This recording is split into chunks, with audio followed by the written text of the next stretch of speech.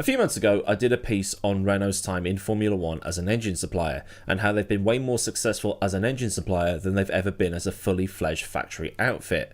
And in that same video, I talked about how they're basically doing the hokey cokey of Formula 1. In, out, and now they're shaking it all about because everything that's going on there at the minute is just completely mental. As first paragraphs go, I hope this one's got your attention. Renault has, after a few months of speculation, decided in the last few days to end its engine supply operation.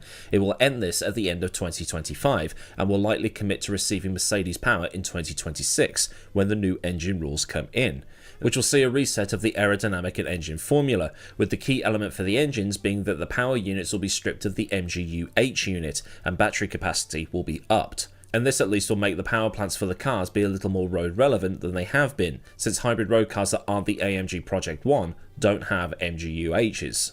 There is no MGU-H to be found in my Hyundai Tucson, but that thing weighs 997 tons, so it's probably for the best. The plan was not well received at the Renault F1 engine facility based in Viry-Châtillon, as the employees there went on strike, as well as hosting a protest at the Italian Grand Prix a few weeks ago. The workers there called the abandonment of the project a betrayal and a disgraceful abandonment of the team's legacy and 50 years of high-tech history and expertise.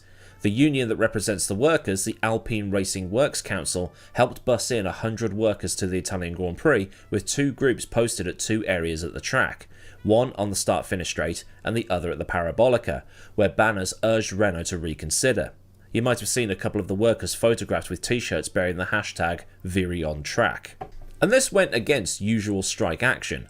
Normally, strikes are designed to cause as much disruption as possible. It's why train drivers go on strike just before Christmas or around bank holidays.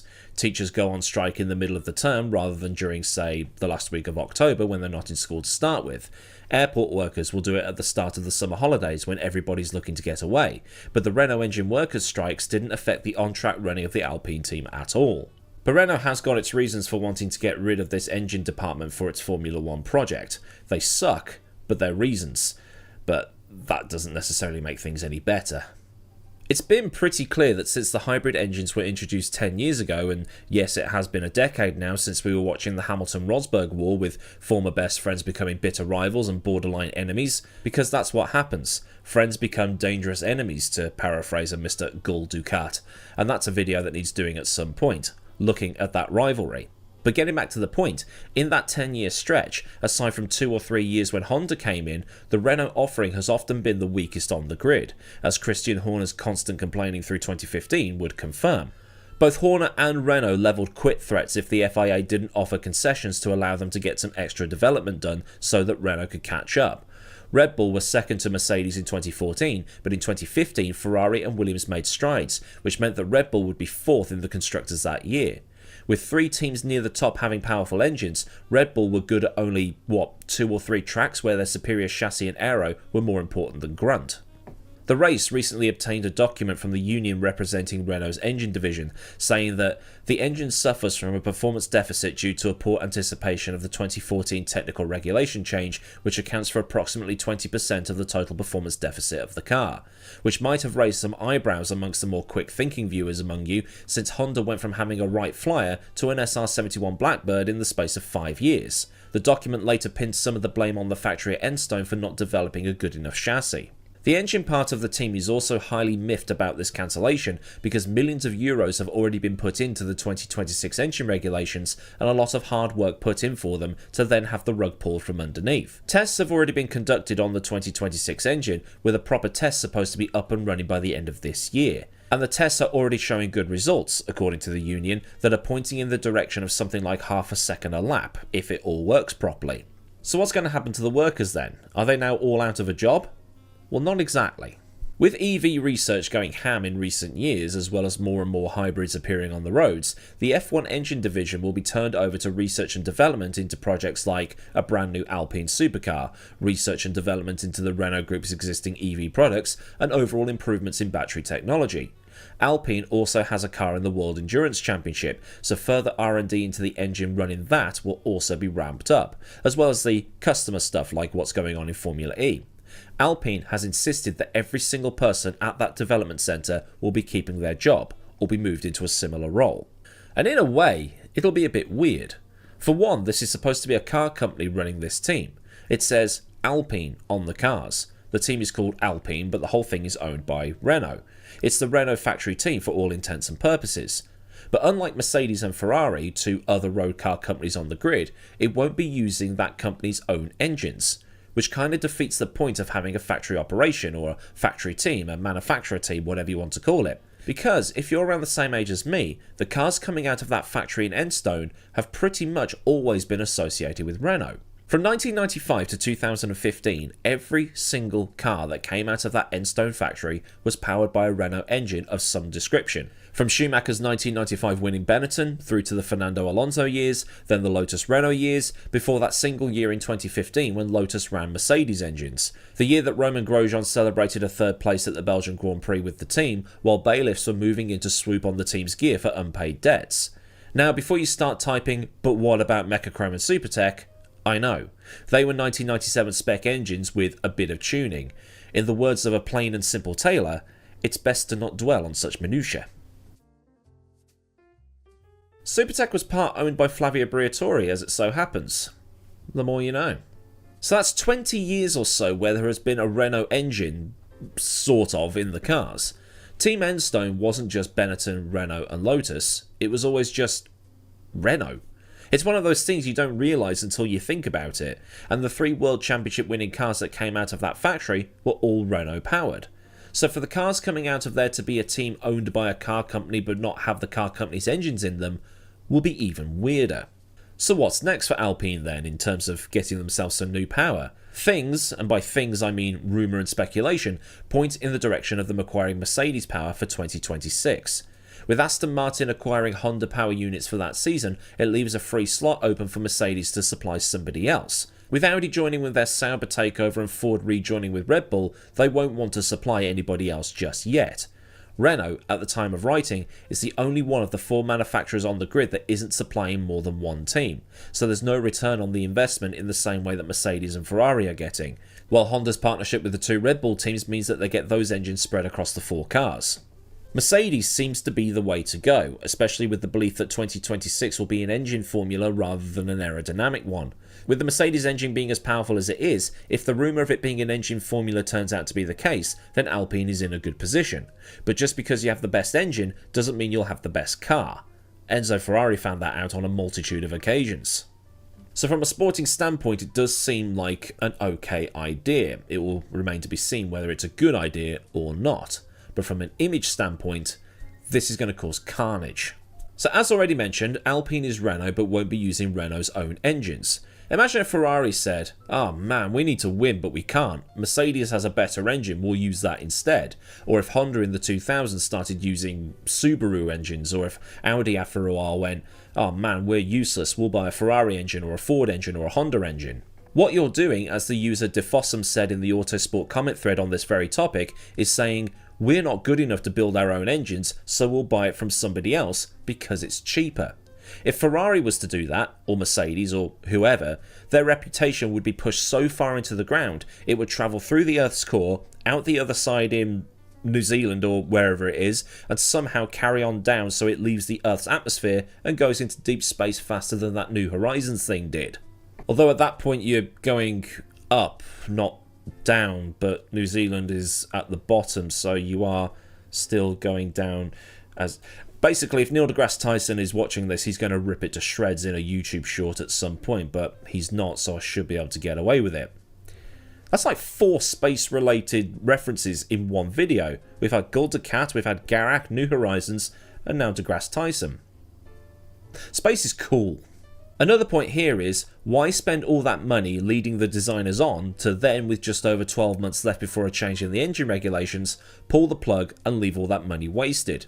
If this is about cost cutting as well as being about the competitive side of things, then they've wasted several million on about 75% of a Formula 1 engine that won't see the light of day unless it gets scaled down and put in the Alpine hypercar or some sort of supercar. Like Ben Hunt at Autosport, I fail to see why Renault even bothered rebranding the team Alpine when the company only offers one car in 4 trim levels and only sells that one car in 13 European countries plus Morocco. And who here has actually seen one on the road. The franchise offices, or whatever you want to call them, for the one-stop chain of convenience stores or off-licenses, whichever they brand themselves at, are about half a mile that way. One of the managers there has got an Alpine, but that's the only one I've ever seen that's not been at a trade show. There's also the constant chop and change of management at that team. Current team principal Oliver Oakes has replaced Bruno Famin in recent months, and Famin himself was only appointed the team principal in the July of last year.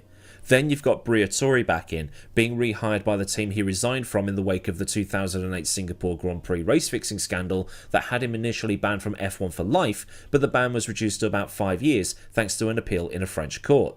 That in itself has proven controversial, but in all of this you'll be forgiven for thinking that maybe this idea to bin off the engine program might have had some input from Flavio. Love him or hate him, that guy knows what it takes to make that specific team competitive. He's done it twice after all. But it's not limited to team principals in recent times. Over the last 2 years alone, Alpine has seen a CEO, 2 team principals, a chief technical officer, a technical director, and a sporting director all depart the team completely or move positions within the team. What's the French word for mismanagement? Or shall we just call this une pièce de merde? And this all comes off the back of the 2022 regulations starting pretty well for Team Enstone. Remember, they were 4th in 2022, a position up on their 5th place in the Constructors in 2021. Since then, it's been a slide backwards, 6th last year and they're sitting 9th this year. The only team behind them is Sauber, who have yet to score a single point. Alpine did have a run of form starting at the Monaco Grand Prix, although that wasn't helped by Ocon doing what he did at Portier, but it seems that run of form has petered out. They've not scored a single point in the last 3 races. Renault, and by extension Alpine, has got something that only a couple of teams in Formula 1 have got, a long and successful history. It came into Formula 1 in the late 1970s, but thanks to breaks from not being a factory team, chiefly between 1985 and 2002, their time as an F1 constructor only spans 28 years, and only have 2 World Championships to show for it, something I mentioned in my Renault Engines retrospective video a few months back. However, bring in the engine supplier stuff, and this is excluding wins as the Renault F1 team and Alpine, the stats are mega.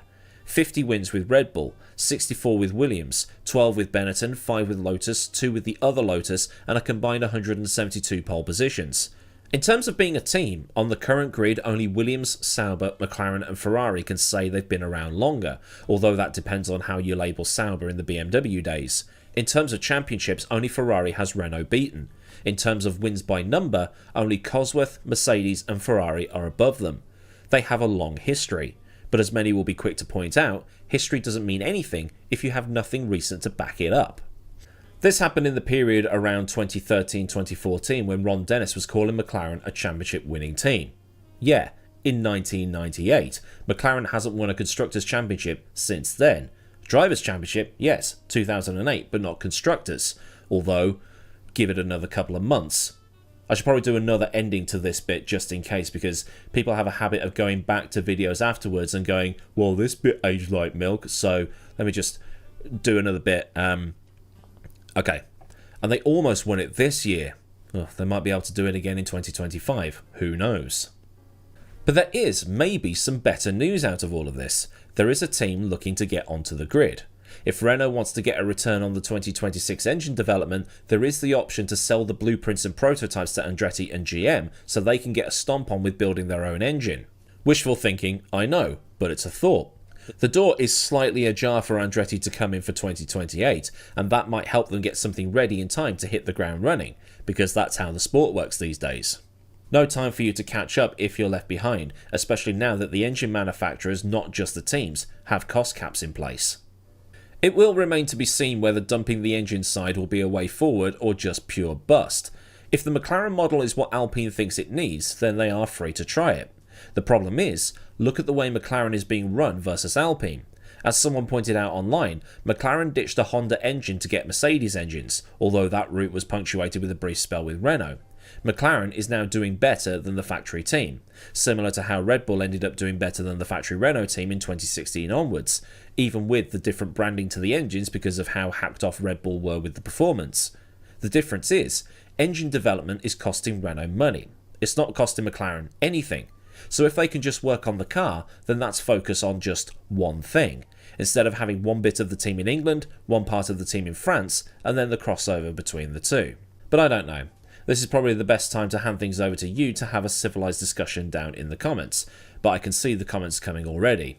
Just sell to Andretti.